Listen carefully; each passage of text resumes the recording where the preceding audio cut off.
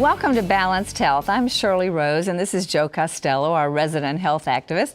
And today we're tackling digestive issues. The digestive tract is miles long. Is it really miles long? I don't know. Doesn't seem like it could be. I know. That's what I've heard. We'll ask the doc. But anyway, there are plenty of chances for things to go wrong along the way. From acid reflux disease to irritable bowel syndrome, it's no surprise that more than 100 million people suffer from some sort of digestive disorder. And joining us later on this show is Dr. David Zepeda, a gastroenterologist from Dreyer Medical Clinic. And he's going to advise us on how to take better care of our digestive systems and how to cope with the countless common gastrointestinal conditions that are out there. And you know, Joe, this is something that's really of interest to me because, as you know, my husband Jerry had a bout with colon cancer. In fact, 2 bouts with colon cancer about 25 years ago. And thank the Lord he's fine today and he survived that and recovered. But colon cancer is a very, very common killer.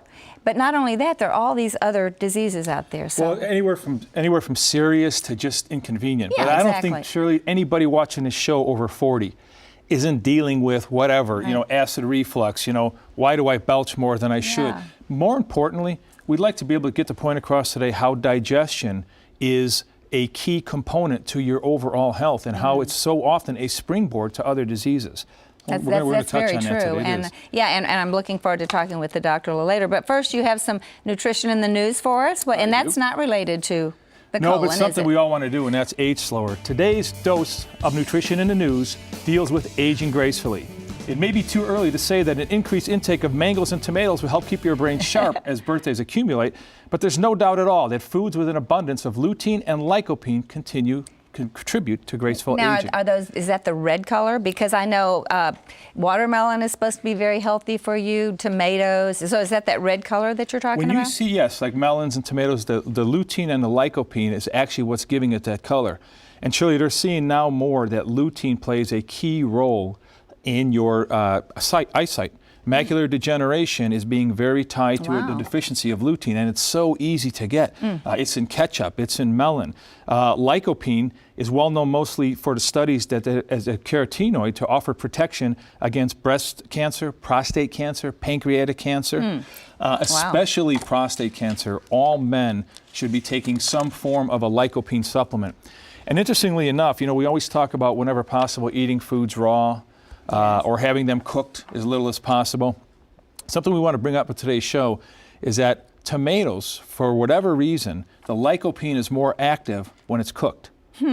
That's interesting. It is interesting, and ironically, prostate cancer is very rare in the Mediterranean and especially in Italy, where they eat a lot of red sauce and pizza where tomatoes actually cooked. So interesting. Well, you know, I actually have found that if you take fresh tomatoes during the summer when they're nice and fresh and everything, you kind of slice them thick and you just kind of put them in a pan and just heat them and then sprinkle a little cheese and seasoning on top. They're wonderful like that. Well, but I never realized how healthy they were. Well, one of my father's favorite dishes as an appetizer is to take tomatoes and cucumbers with olive oil, and then, you know, you shave a little garlic on there, and you can either serve it warm or chilled.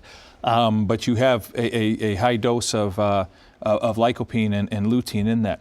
You know, we have studies here, Shirley, showing that here's a study. USDA study revealed that 3 cups of diced watermelon taken daily may result in blood serum lycopene and beta-carotene concentrations that are 5 times higher than in people who don't get a good intake of fresh fruits and vegetables.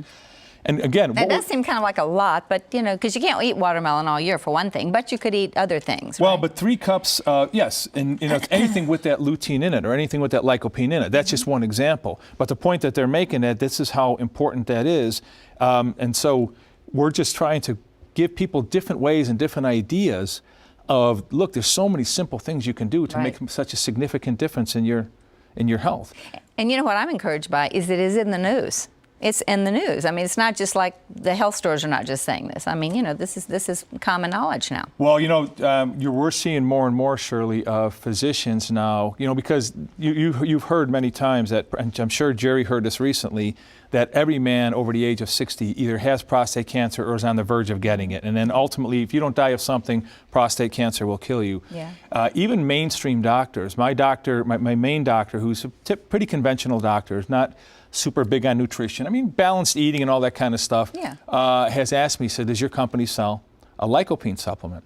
Wow. Yes, and he's never really asked me that before. And in Kylea's Total Living drink, we have a vitamin panel in there, we have a mineral panel in there, an antioxidant profile in there, and in our antioxidant profile it is lycopene. And that's what we really wanted to do when we created that product, was to take all the essential elements of health, vitamins, minerals, amino acids, herbs, antioxidants, enzymes, probiotics, and try and put this all into one formula.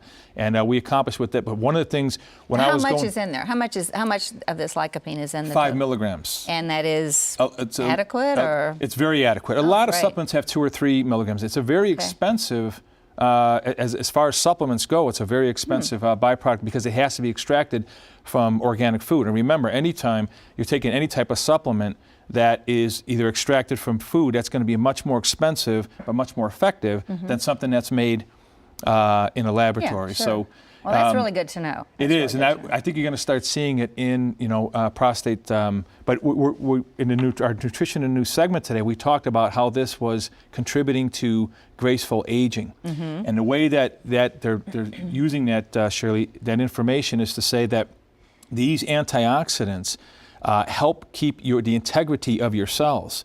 So, you have free radicals in your body that penetrate the membrane of a cell because they're actually missing an ion. Yeah. So they're kind of retarded, if you will. So these kind of retarded cells are looking to invade a healthy cell so they can stay alive. When they do that, they change the anatomy of that cell. And this is how cancer colonizes and grows in the body.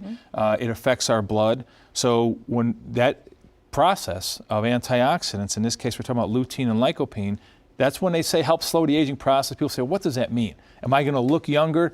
And that's where the nutritional infomercials can sometimes really be out of bounds. Yeah. But it does prevent you from getting these diseases that come with age. And yes, my husband did have prostate cancer in 2006. He's doing great. But that was one of the things that they told him. You eat those red colors, those vegetables. So that's good to know, Joe. Well, for more information on today's Nutrition in the News, check out www.tln.com, and you have to click on shows and then click on Balanced Health. Or you can get a copy of today's show by calling 1-888-242-9393. And after the break, listen to this. We're distilling the water myth. You don't want to miss that, so stay tuned.